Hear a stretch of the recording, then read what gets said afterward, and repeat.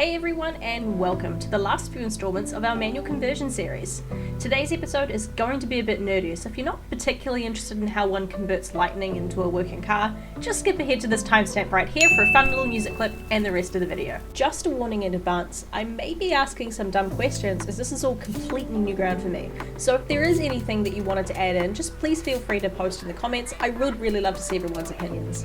So this will then trigger ECU, which will then in turn trigger the igniter down here. So what the igniter is, it's like just a really fast switch that will switch the coil on, right? And the reason they go from the distributor to the ECU is that it's then got some control over it. Yep. And the coil is then going to fire back up through this lead here. Yep. Into the distributor, then you'll have the distributor arm of the distributor then going down one of the spark plugs. And it's timing, isn't it? Because obviously this thing, it jiggles around. That's Yeah. to do with the timing, so the timing is where exactly you're going to be on that cycle going around sort of thing. So if you move that around, you're going to be either more advanced or retarded on the ignition cycle sort of thing. Higher than the tube seats. Yes, no, your MR2 is very retarded. The thing we're going to see is the coil getting power, and is the ECU actually triggering the igniter to fire the coil sort of thing. And so for that, would you start from the dizzy back, or would you go from the ECU? Probably what I'll do is I'll start with check with and see, is the coil connected up? Do a simple test like that, like is the coil getting power? Is the fuse okay to the coil?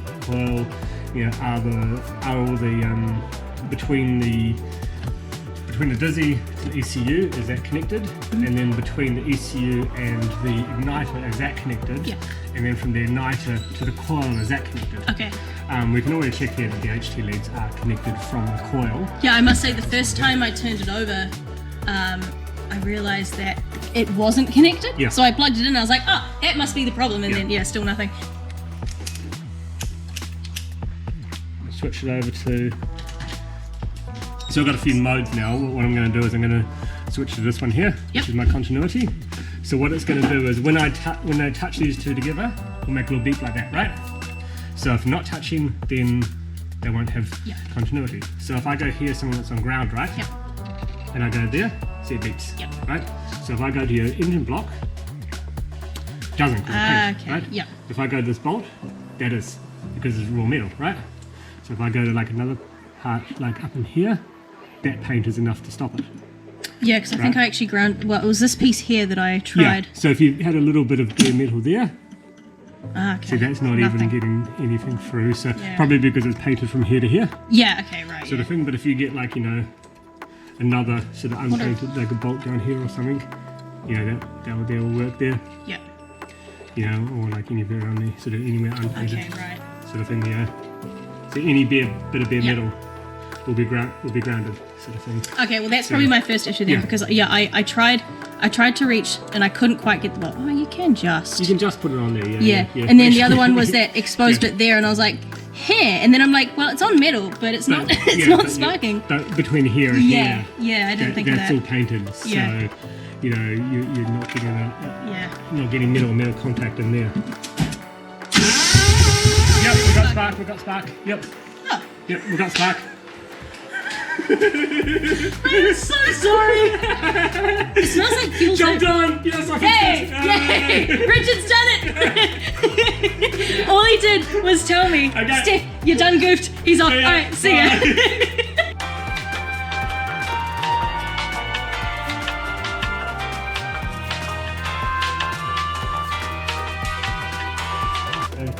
This is if you want to test your oscilloscope, right? Yep. So this is just a little square wave at 1 kilohertz. So what it's basically going to do is turn power on and off, right?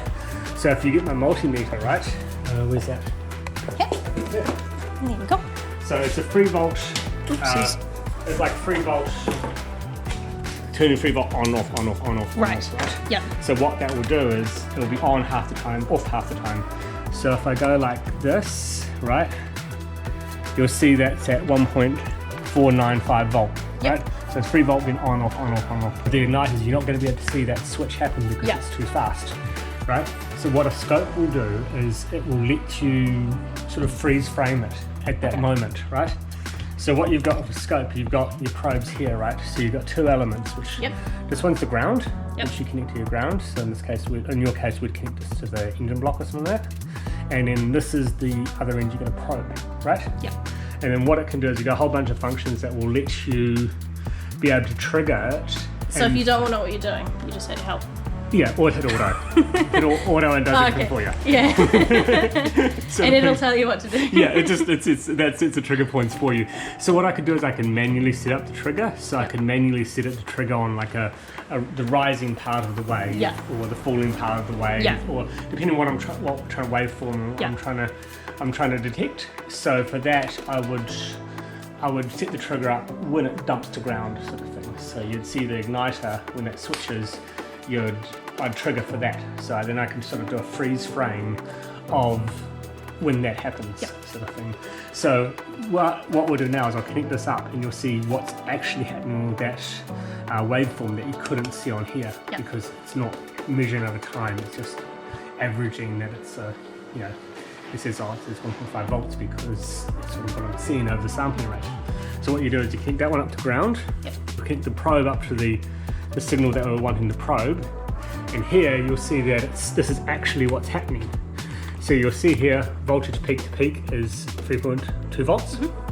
So from the bottom peak to the top peak is about 3.2 volts, and you can see the frequency is how many times it's oscillating. So this is 1 kilohertz, so 1,000 times a second, sort of thing.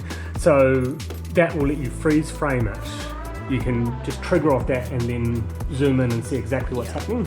So that's how we would have diagnosed if we didn't have if it wasn't just that you were stupid. That you didn't have the Sparkplug grounded.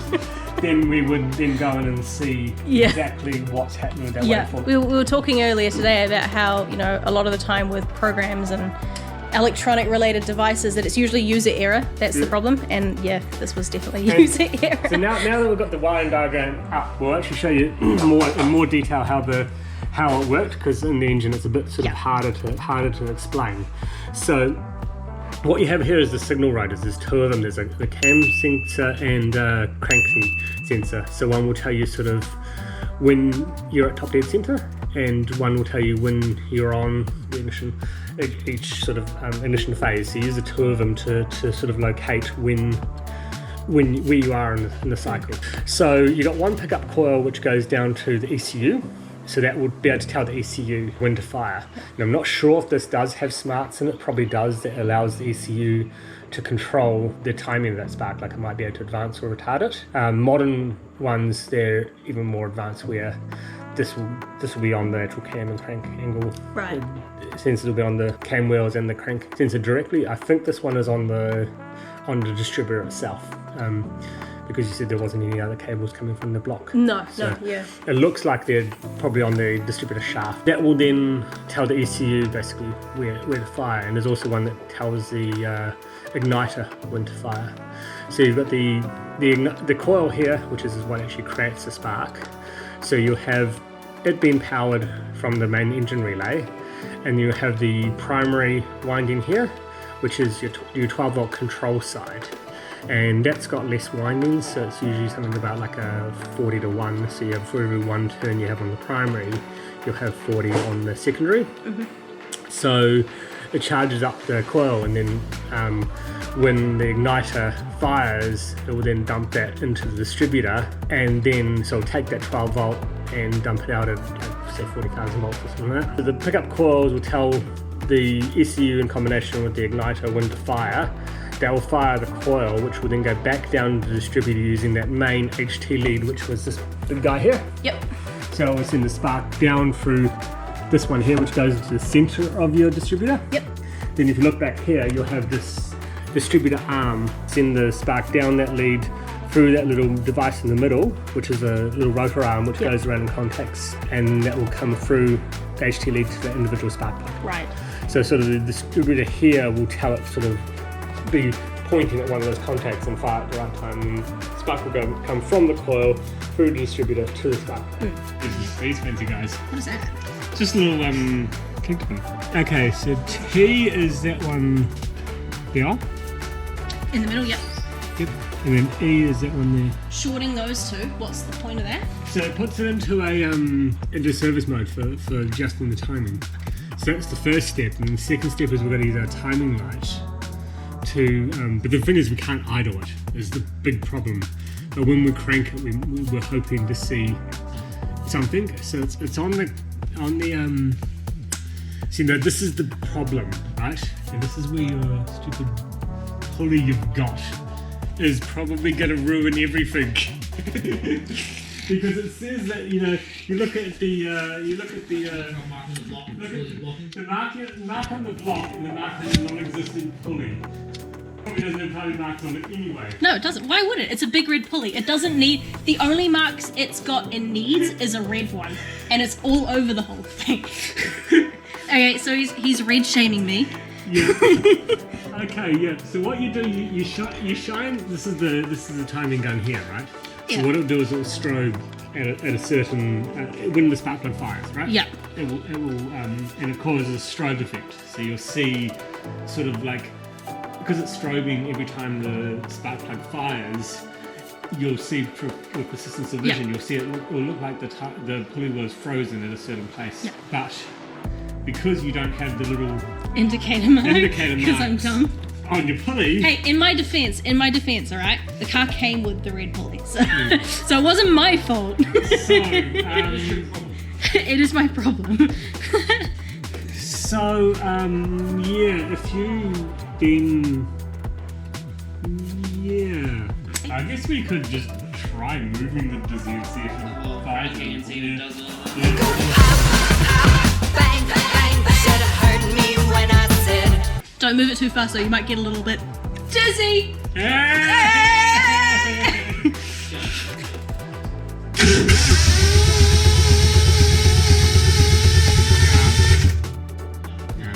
So we're now testing. Well, we're doing the finger test. Hey, would it be? This is really inappropriate. Would it be? Because what we're doing is we're shoving our finger inside the hole. Would that be a literal finger bang? Yes.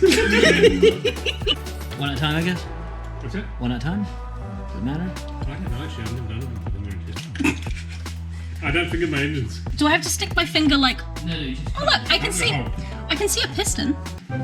Battery's on, yep. Come on, finger.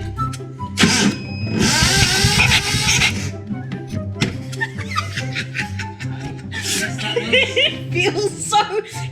It sucks. Yeah. It's like squeeze bang. That is how it works. So did it push your hand away? It sucked my finger in and then pushed it out. I feel so used. Yeah, it sucked, it squeezed, and it blew. Like in a significant way, a little bit. We can try it again. Oh, that's weird. And it gets hot as well. Is that normal to feel warm? It's an engine. It is something compressed air. Alright. It's definitely compressed. Well, I suppose I won't be able to tell how intense it feels, I guess, until you feel another one and kind of have something completely to compare by, right? So can we call the name of this video Steph Gets Finger Banged for the first time? Yeah. Dude, put it on Pornhub. 36-year-old gets finger banged. Okay, while we're thinking of Pornhub titles. Not yet, I'm just sticking my finger. Oh, that was easier to slide in.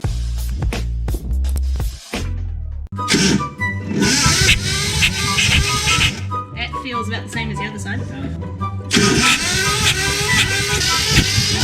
Did it spat something out at me? No, that felt like it. Did it squirt when you finger banged it? With all of the inappropriate jokes out of the way, enter Sam, who used his adult brain to work out a way to find top dead center given the OEM recommendations was no longer possible due to my big red pulley. The other voice you will hear is my neighbour Jonah, who, unlike most of us, is a qualified mechanic who's been in the trade for a number of years. It may not be too obvious, but he is very much judging our somewhat ingenious workarounds. Yeah! That's it? Yeah, that's perfect. Oh.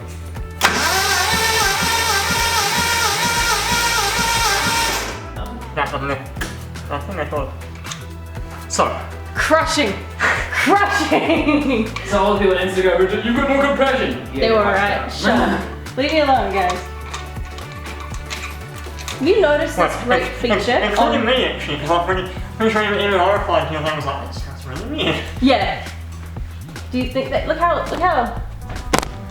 how safe that is. Oh, hang on.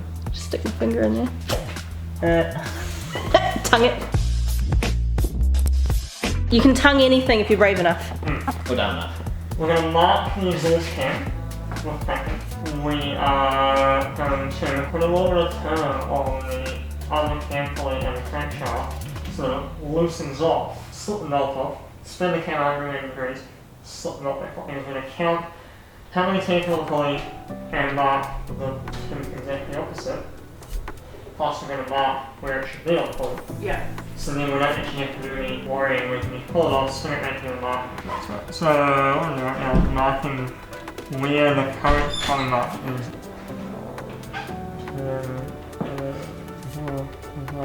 36, I think. Sound very confident. In theory, if I then go back, what, 1.5 Hey, worst case, it's a non-interference motor, right? But yeah, we're at 18, which is 1, 2. I reckon you can do the horny ass thing of pulling a little tension off the belt, slip the belt off, slip the camera on. Slip back on. You can do it on our next.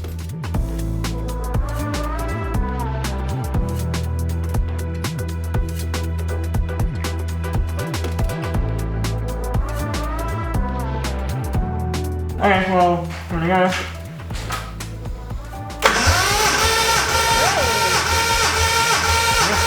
Getting compression? Yeah. 100. Hey. Is 100 alright? Yeah, 100. Alright, let's start it. Hey, it's gonna start. He's trying. It's gonna start. Whoa.